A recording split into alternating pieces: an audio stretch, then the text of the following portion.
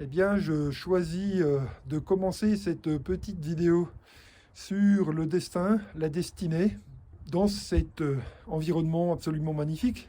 Et évidemment, vous avez compris, il y a un petit clin d'œil.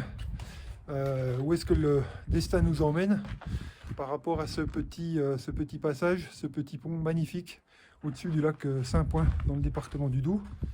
Dans un premier temps, je vous invite à réfléchir à cette notion de destinée. Qu'est-ce que la destinée? Eh bien, et ça je le reprendrai sur un schéma que j'ai déjà utilisé dans d'autres vidéos. Je pense que nous sommes quelque part téléguidés d'une certaine manière. Hein, c'est l'idée que notre destin, notre vie entière pourrait déjà être inscrite et téléguidée par des choses, des événements, des personnes. Et de l'autre partie qui est l'aspect biologique, génétique.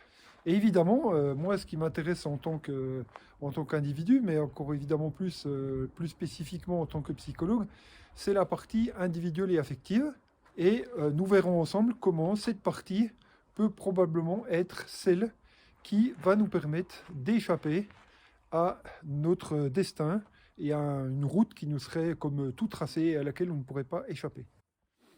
Alors évidemment, quand on parle de destin et de destinée, je pense que d'emblée, il y a un système de croyance qui se met en place. C'est-à-dire qu'on ne pourra jamais, de façon absolue, dire que nous obéissons à une espèce de programme, pour simplifier les choses, où nous sommes libres à un moment de changer, en tout cas, des paramètres du programme.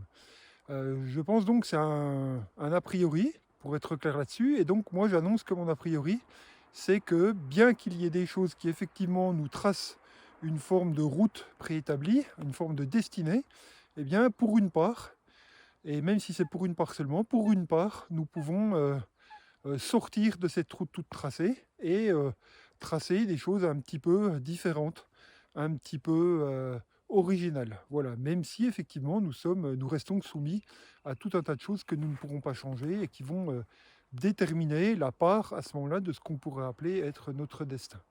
Et donc c'est tout à fait en ce sens que je considère que la psychothérapie se positionne, puisque si nous sommes psychothérapeutes, c'est que nous pensons, en tout cas nous avons peut-être le culot de penser, que nous pouvons quelque chose sur le trajet, le parcours de gens qui seraient en difficulté, et que le travail sur eux, les aider à réfléchir, à regarder comment des choses se sont passées, quelles sont leurs possibilités, leurs potentialité, on pourrait dire aujourd'hui, leur capacité d'action leur permet de ne pas rester emprisonné de cette direction unique.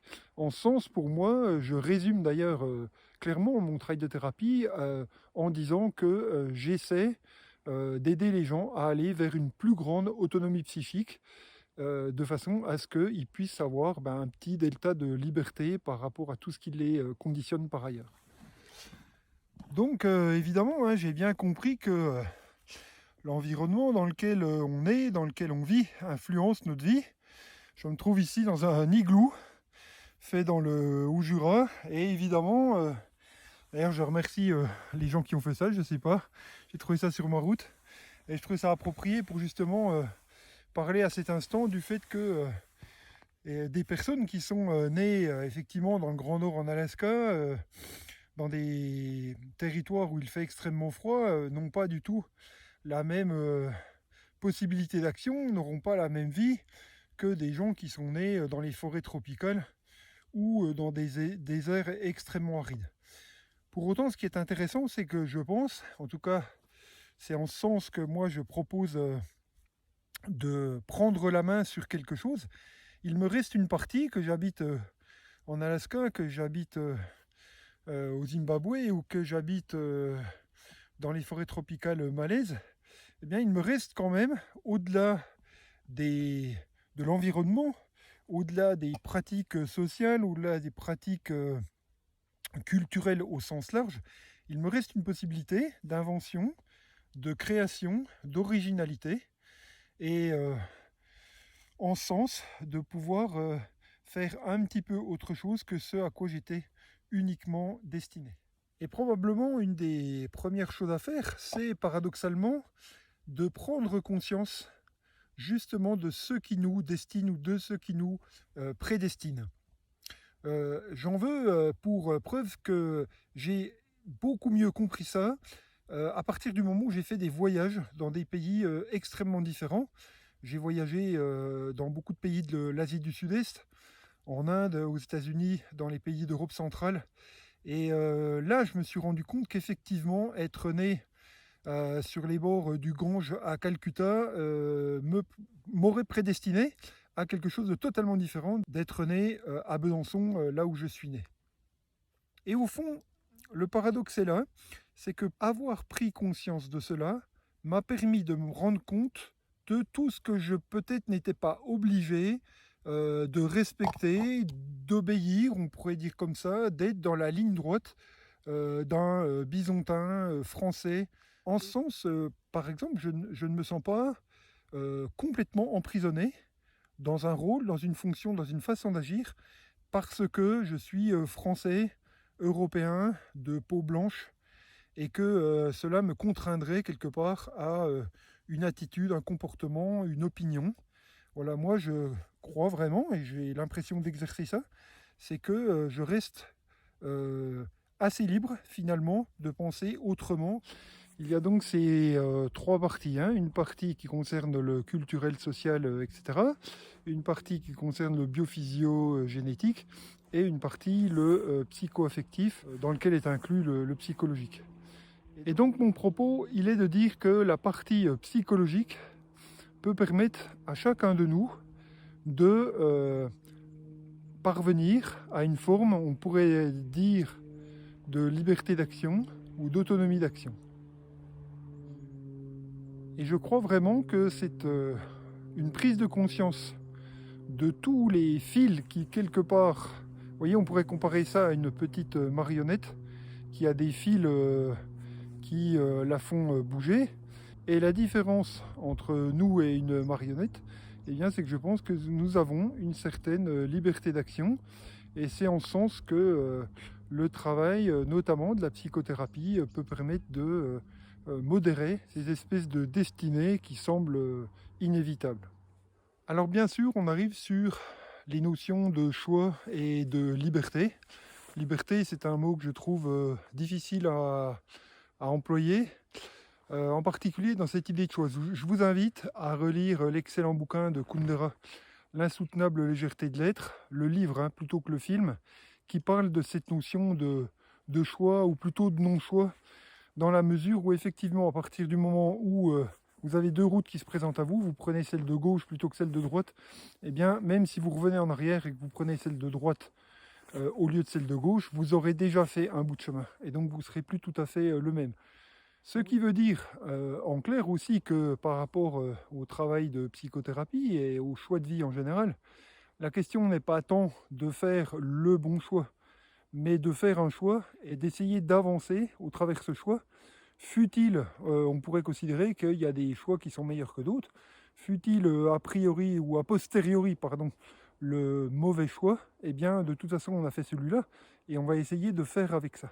Voilà, ce qui ne veut pas dire qu'on n'a pas le droit de changer, mais en tout cas, on ne peut pas modifier et effacer les routes par lesquelles on est passé et remettre la page à blanc.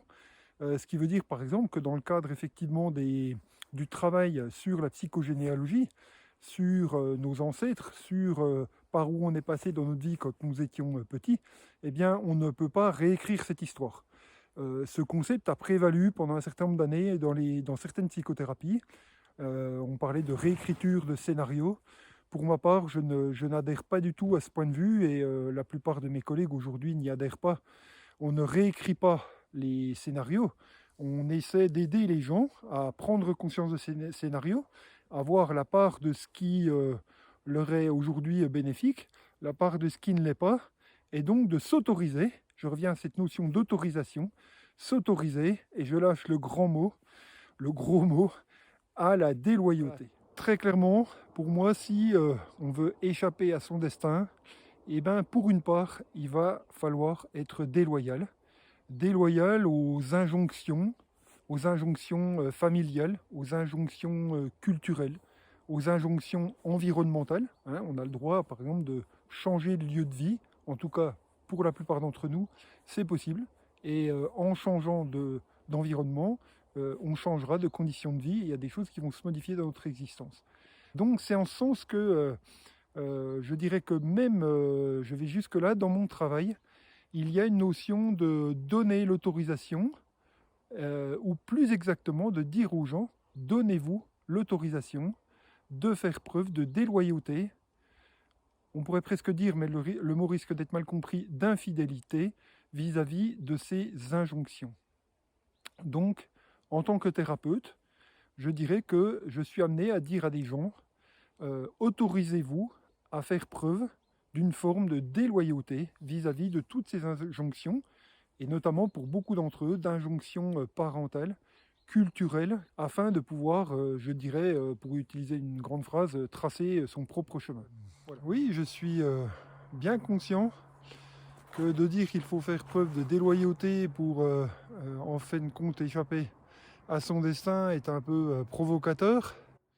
Mais en tout cas, pour moi, ça ne l'est pas. C'est juste le résultat d'observation et de toutes les psychothérapies que j'ai pu faire depuis que je travaille. Au risque d'en choquer certains, la famille qui passe pour être un lieu d'entraide, de chaleur, de réconfort, eh bien aujourd'hui, avec l'expérience, ne m'apparaît pas comme ça dans la plupart des cas. Et des fois, sous couvert, effectivement, a priori d'une entraide et de facilité, quand on fouille un tout petit peu plus loin, on s'aperçoit que c'est loin d'être le paradis rêvé. Voilà. Et j'ose aller même un petit peu plus loin. Je pense même que on a tous conscience de deux choses en même temps. C'est-à-dire qu'on a ce fantasme d'une famille unie, aidante, accompagnante, qui sera toujours là en cas de difficulté et qui a une forme d'équanimité entre les membres. C'est une idée qui m'est venue il y a déjà un certain temps et qui, je trouve, marche assez bien. C'est ce que nous essayons de refaire dans les groupes.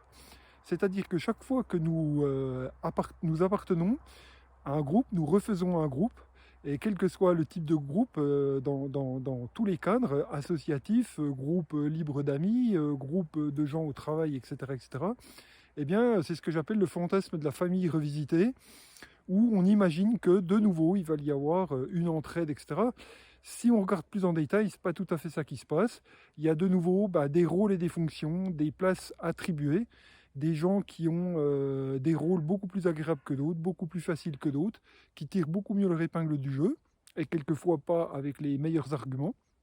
Donc, si on regarde bien, peut-être que nous courons indéfiniment après cette grande famille heureuse qu'on nous dépeint dans tout un tas de contes pour enfants, mais je pense que c'est des contes pour enfants qui sont mal fichus, parce que les anciens contes pour enfants, j'ai envie de dire les vrais, les contes à l'origine étaient des contes qui n'étaient pas du tout sympathiques. Hein. Le petit poucet, l'ogre, je ne sais pas vous, mais moi ça m'a laissé quand même des souvenirs assez effrayants.